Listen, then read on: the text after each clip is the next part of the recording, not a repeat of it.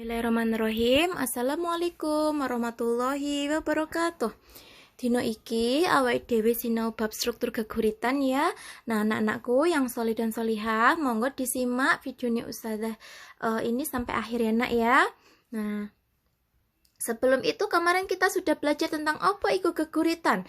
Nah, geguritan yaitu adalah puisi modern ya. Jadi geguritan itu bahasa Indonesianya apa sih Ustazah? Geguritan itu bahasa Indonesianya adalah puisi modern ya. Nah, ini adalah bahasa Indonesianya. Atau puisi gagrak anyar. Puisi gagrak anyar ini tetap bahasa Jawa ya. Nah, geguritan yaiku salah jenis karangan sastra Jawa sing dikarang kanthi nangekake rasa keindahan.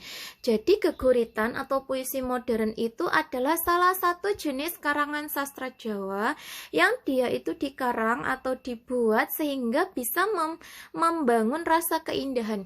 Karena puisi itu dibuat dengan ada campur tangannya seni, jadi kata-kata puisi itu harus bisa membangunkan keindahan, atau orang yang membaca puisi itu bisa tahu bisa membangunkan rasa keindahan orang yang membaca puisi itu tadi. Nah, kemudian sekarang ciri-cirinya geguritan. Ciri-cirinya geguritan itu apa wae? Nah, yang pertama lari bebas. Jadi lari itu adalah baris ya, barisnya itu bebas. Jumlah barisnya itu bebas. Kemudian yang kedua, jumlah podo atau baitnya bebas. Jumlah bait ya dalam satu puisi itu juga bebas. Boleh 2 bait, boleh 3 bait, boleh 4 bait gitu ya. Bait itu adalah kumpulan baris ya, kumpulan baris dalam satu puisi. Kemudian yang nomor 3, bebas tembung sing digunakake. Tembung itu adalah kata. Ya, jadi kata yang digunakan itu bebas. Kemudian tembung utawa ukara, tembung tadi adalah kata, ukara adalah kalimat. Jadi kata atau kalimat yang digunakan itu harus bagus. Yang penting isinya mentes lan pantes. Yang penting apa? Isinya puisi itu mentes. Mentes adalah berisi atau penuh makna.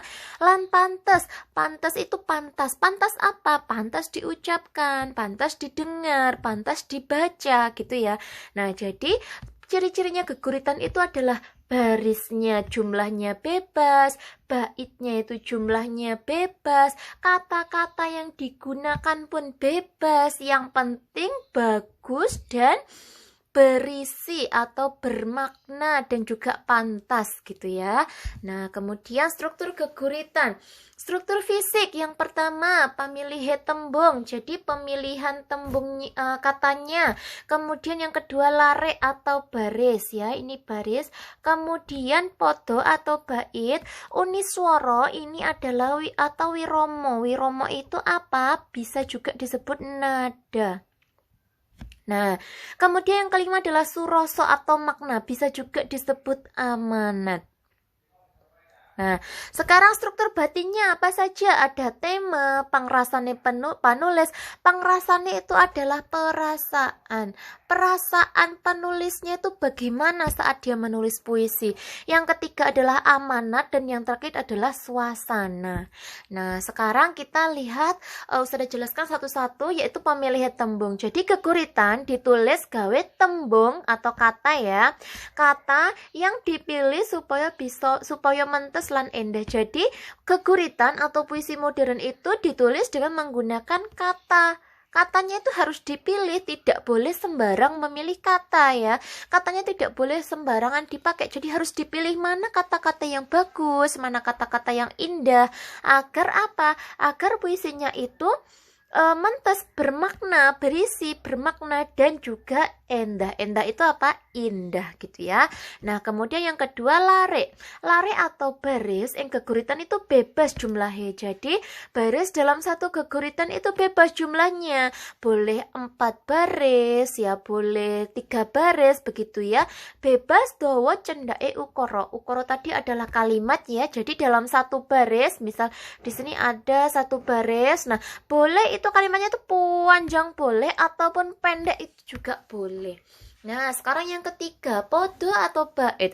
Yang geguritan orang ditentokake jumlahnya lare lan bait.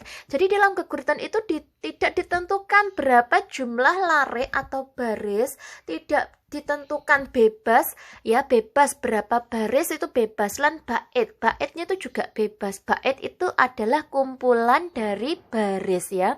Nanging panulisan ukara tetap ing wujud podo atau bait. Jadi tapi menulis kalimatnya itu ya, menulis kalimat harus dalam wujud bait, Kenapa? Supaya bisa dibedakne antarane geguritan lan gancaran. Jadi penulisan kalimatnya itu tetap dalam bentuk bait agar dia itu bisa dibedakan mana puisi, mana prosa, gitu ya. Ya, mana geguritan, endi gancaran. Gancaran itu adalah prosa. Prosa itu adalah puisi yang sudah diubah menjadi paragraf, begitu ya, sudah dikembangkan menjadi sebuah paragraf, begitu. Nah, sekarang yang ke 4 ya, atau yang keberapa ini ya. Selanjutnya uniswara. Uniswara bisa uga disebut wirama. Wirama yaitu dawa cendake endek dhuwure swara sing diucapke nalika maca geguritan. Jadi uniswara itu bisa juga disebut wirama. Wirama itu apa sih Ustazah? Wirama atau wirama itu dawa cendake, panjang pendeknya, endek dhuwure swara. Jadi tinggi rendahnya nada atau rendah tingginya suara yang diucapkan ketika kita itu membaca geguritan. Nah, ketika anak-anak membaca geguritan itu tidak boleh datar terus ya, suaranya ya harus ada di modifikasi atau dikembangkan dengan nadanya itu tinggi rendah gitu, jadi agar bagus gitu ya. Nah, kemudian yang terakhir adalah surasa atau makna. Jadi pengarang atau utawa penulis mesti duwe tujuan nalika nulis geguritan. Jadi setiap penulis itu ketika mau membuat geguritan tuh pasti punya tujuan. Tujuannya apa sih? Nah, kita nggak tahu, kita tergantung sama penulisnya. Tujuannya apa? Misalkan agar anak-anak itu guyub rukun sama keluarganya. Nah, itu bisa juga. Penulis milih ukara sing apik. Nah, setelah penulisnya itu sudah memiliki tujuan, maka dia memilih ukara sing apik. Jadi dia memilih mana kalimat yang bagus, kemudian noto lare lan bait supaya selaras karo tujuannya. Nah, ketika sudah menemukan kalimat yang tepat, maka kalimatnya tadi ditata dalam sebuah baris yang bisa membentuk bait supaya selaras karo tujuannya, sehingga bisa selaras dengan tujuan dari puisinya tadi atau amanat yang akan disampaikan dari puisi itu, gitu ya. Nah, saya kasih contoh. Nah, di sini ada geguritan ya, seperti yang kemarin gong ya, Nah, kita lihat yang nomor 1, dak deleng gong gumantong ing gayor, ana sing cilik, ana sing gede, endah disawang kepenak dirungu. Nah, ini ada baris ya. Ini satu ini dak deleng gong gumantong ing gayor. Ini adalah baris. Nah, satu baris. Ana sing cilik, ana sing gede. Ini adalah baris kedua. Endah disawang kepenak dirungu. Ini adalah baris ketiga. Ini adalah baris ya. Jadi baris 1 2 3. Kalau kita tahu ada baris 1 2 3. Nah, kemudian ada spasinya seperti ini ya, spasi ini. Nah, tiga ini namanya adalah bait. Nah, bait ya, 3 ini adalah bait. Kemudian kabeh nunggu giliran ditabuh. Ora ana sing meri drengki, ora ana sing cupet budine, ora ana sing rumangsa dikualonake. Nah, kabeh nunggu giliran ditabuh itu ini adalah satu baris ya, satu baris. Tapi barisnya itu dia menggunakan kalimat yang panjang. Nah, karena tadi kalau dalam satu lare atau baris itu bebas menggunakan kalimat panjang atau pendek. Nah, ini adalah satu baris yang menggunakan kalimat panjang. Kalau yang pakai kalimat pendeknya yang mana Ustazah? Nah, yang dikualonake ini pakai kalimat yang pendek atau lareknya itu ukurane cendak ya. Lareknya memakai kalimat yang pendek. Nah, sekarang ora ana sing meri drengki, ora ana sing cupet budine, ora ana sing rumangsa. Nah, yang Ustazah beri tinta merah, ora ana ini ya, yang Ustazah beri kotak ini yang warna merah, ini namanya wirama. atau uniswara. Jadi biasanya dalam puisi itu ada kalimat atau kata yang dia tuh berulang agar lebih indah ya, agar lebih indah lagi. Jadi anak-anak ketika membacanya, coba Ustazah baca misalkan ora ono sing meri drengki, ora ono sing cupet budine, ora ono sing rumangsa dikolonake. Nah, itu kira-kira indah tidak ya ketika didengar? Tapi ketika Ustazah bacanya seperti ini, ora ono sing meri drengki, ora ono sing cupet budine, ora ono sing rumangsa dikolonake. Nah, itu bagaimana?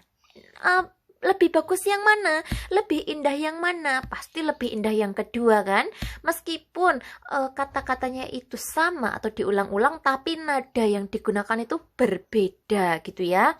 Nah, kemudian ora beda karo keluargaku, adiknya pulatar, aku ngembah motor, ibu toto dahar, bapak tindak kantor, kabeh meres keringet, meres pikir, gong gong gong, adem ayem. Nah, biasanya kalau di bait terakhir itu adalah surasa atau makna, atau bisa juga amanat yang amanat dari puisi tersebut ya. Nah, dari puisi ini, dari puisi gong ini, kira-kira makna apa yang bisa kita ambil atau amanat apa yang bisa kita ambil, yaitu adalah guyub rukune keluarga iku bisa dadi tuladhane wong liya. Jadi guyub rukune atau rukun ke sebuah keluarga yang rukun ya, itu bisa menjadi contoh bagi keluarga lainnya. Begitu ya. Nah, sampai di sini video yang Ustazah buat tentang struktur dan ciri-ciri keguritan. Terima nuwun anak-anakku yang solih dan solihah. Wassalamualaikum warahmatullahi wabarakatuh.